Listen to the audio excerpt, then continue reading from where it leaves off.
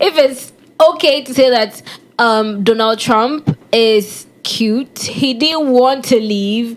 And if you know anything about that man, you know that he likes to thrive in places that are legendary, things that, will stand the test of time. And this win is the first of its kind. Anyone else is going to win it after Chelsea. Chelsea has already done it. And so a big congratulations to the boys, Enzo Maresca, and the whole team, especially to Joao Pedro, from vacation to winning a Club World Cup. That's something else. Really, I just can't imagine how his family feels right now. And also to all the Chelsea fans around the world, if you can hear my voice, a big congratulations going out to you, especially for keeping the hope, because we went through things. People texted me things. People are even offering to send me money to go and eat so that I'll be relaxed for the loss that I'm about to experience. Can you imagine? And so for us to come on top like this, it's definitely a beautiful thing. But Jeff, how did you feel in the very first 10 minutes of the game? Oh, first of all, you see, before the game, I've supported Chelsea close to 2 decades. I've seen Chelsea beat teams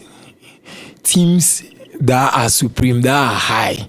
Chelsea have thrived over Guardiola's Barcelona. To even go to the home of Bayern Munich, it was impossible. We considered at the 83rd minute and equalized at the 88th minute and won the trophy there. In 2021 Champions League, we beat a Superman City team. So this PSG team, they didn't look threatening. I don't know why people were over-exaggerating. That's how I would say. Really? Fine, PSG were informed. They've won the treble. They are good. But people wrote us off. And Chelsea will take 6. And Chelsea will take 5. Someone said 17, actually. The boys got angry and they started speaking.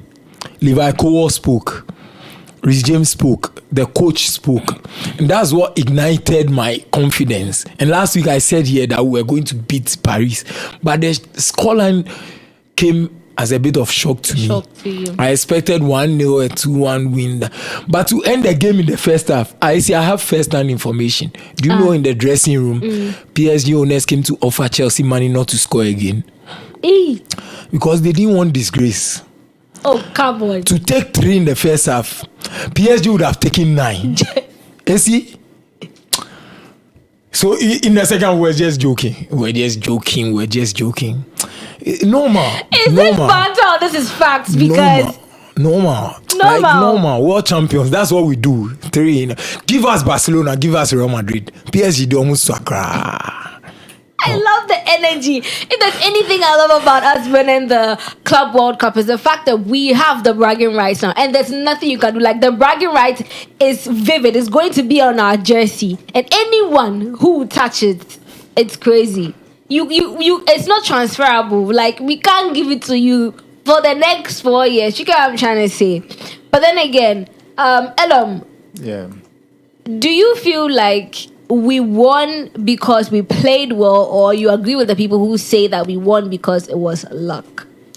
No, it wasn't a luck. Tactics won on the day, because we all saw this PSG team, how they were very fluid. They disturbed a lot of English oppositions. They played against Arsenal, they played against Aston Villa, and they played against Liverpool as well. So we watched them and we knew what they can do. So what they can do. So on the day, physicality, I wasn't expecting what Chelsea did to them to be a case on the day, but unfortunately Chelsea bullied them, because all the first balls, the second balls, Chelsea wasn't giving space to pass the ball. This guy, Enzo Fernandez, and then Caicedo, they were high up the pitch, places that is supposed not to be, and they were blocking PSG passing line, making it difficult for PSG to string passes together.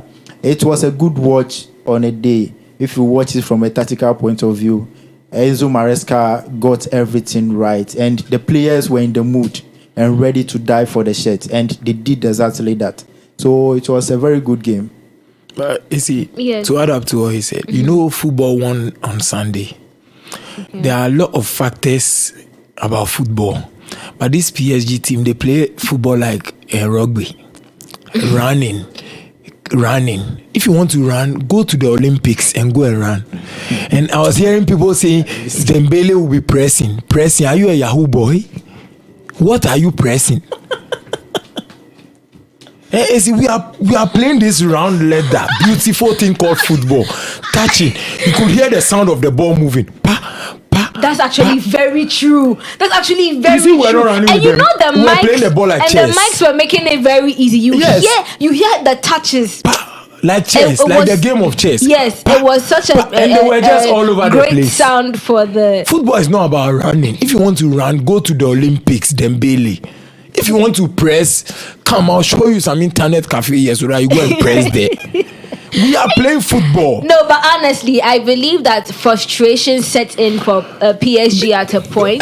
You see, we spoke about their passing last week when they kick off. Then you see, they kicked it to our place and we kicked it back to them. Yes. Initially, I was worried that they'll start the first half, but I was so glad they didn't. But Ellen, what would you have to say about the game and the point where PSG started to get frustrated? I think it started with Hakimi.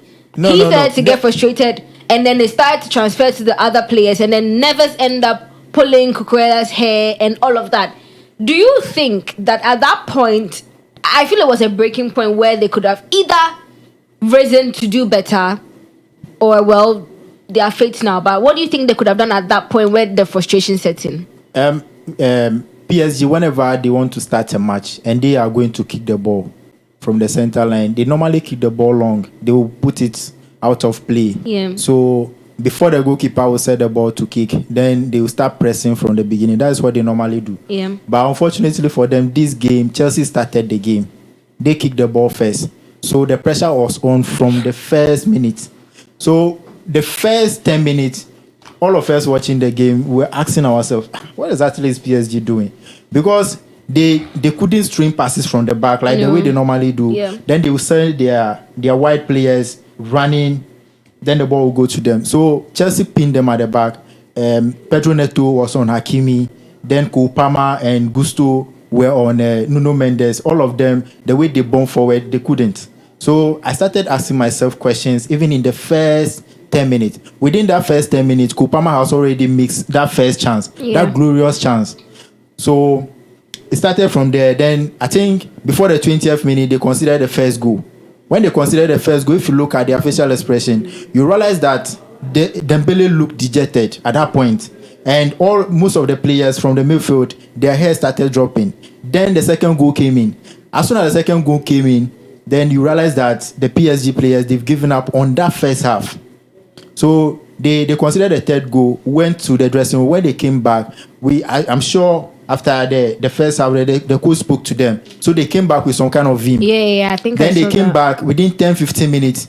They were not able to get that one goal that they were looking for. They couldn't get it. So from there, they knew everything was gone. So what Neves did was born out of frustration. They knew that the game, there's nothing that they could do about the game again, because Chelsea wasn't giving them that space to create many chances. So they were struggling in the game. They were just staying in the game as professionals. And that's what they did to the end. It's quite unfortunate. But do you think that they could have done something? It's very difficult, because if you look at the stature of Rick James, you look at the physicality of Rick James being played as a number 6, it was just unfortunate, because playing number 6 in that midfield, then at the same time you are having Gusto dropping into the midfield. You have Caicedo, who is very physical.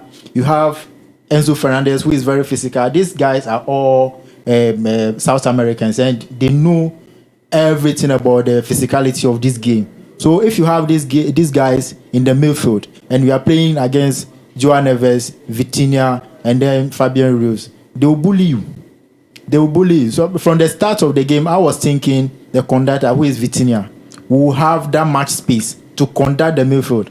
But after the 10 minutes, I realized that it's not going to be their day, because of the way they were not getting spaces to pass the ball. Oh, so you knew in the beginning? Oh, yeah. After the 10 minutes, because Chelsea started the game, I was expecting that start from PSG. But Chelsea rather started the game very well, because of the way they were pressing relentlessly. They were pressing. Then I was asking myself, so can they press this way to the 90th minute? Then fortunately for them, the first goal came in. That was when the whole game changed. and it was now Chelsea against the world, because about 70% of the world was saying PSG was going to win, and unfortunately, as soon as the first ball entered the net, we knew that that's the end for them. And that's how you make someone who's outside your team praise your team. Can I get an amen? Amen. Great. Now, how do you also feel about PSG being unable to play towards like the expectations that a lot of people had? Because like Elam said, it was literally Chelsea against the world. There were so many memes. Like, people are really creative for this thing. I'm not going to lie to you. The internet really shocked me. Like, if I just pay attention to the internet and not have my own hope and listening to you and a few other Chelsea fans around me, it would have been crazy. But what do you think about PSG not being able to stand up to that expectation that the world gave them? First of all, to sign a midfielder for 100 million shows the caliber of the player we are getting. And I've signed 2 midfielders for 100 million. I bought Enzo for 100. I bought Caicedo for 100. And you bring Vitinha, and Ruiz to come and stand in front of them. No, really. Caicedo will break your legs, and when he's done, he'll pray to God. Caicedo, he'll break your legs. When he's That's done, actually very vivid. we are not. We didn't come to joke. Yeah. No, they wrote us off. We beat them in every aspect of the game, from goalkeeper to striker. We beat them in every aspect of the game, and they were shocked. Yeah, when I saw Hakimi's face and I saw Ruiz's face, I was like, Their coach actually slapped Joao Pedro at the end of the game. which was not cool at all. No, he was angry. You see, there was a diffuser, I think it's AC or something, and he was sweating. And see, if you look at the PSG president, they come around on him and he was just panting. What were you want to pant? No, you don't write Chelsea off. This is something I've been telling people time and time and time. Respect Chelsea. Now we are the world champions, and for the next 4 years, it will be right in front of your faces. There's nothing you can do about it. Pressing Chelsea. Even if we lose a Premier League game, we will say, drop your World Cup on the table. That's all. Drop it. Let us see. If you have, and you can talk to us. This is just the beginning. We are going to win the Premier League. We'll win the Champions League. Maybe we'll leave the FA Cup and stuff for the kids. Yeah. This is the beginning of the... Now, in our team, if you are not serious, we'll just sign your replacement. We won't say anything. We'll sign your replacement. So this is the fate of Jackson now. If no one buys him, then he'll be on the bench to be playing the cup games and stuff. Now we mean serious business. For the past 2 years, people have mocked us too much that we are spending. We don't know what we are doing. See, the kind of defense I have done in this particular season. More than Sergio Ramos. Hey, stop. I have stood and I have taken insults now for this team. Vindicated. I've been vindicated, and I am so elated from this vindication. And I just, again, to all the Chelsea fans, it's just, we've done amazing, and I'm proud of us.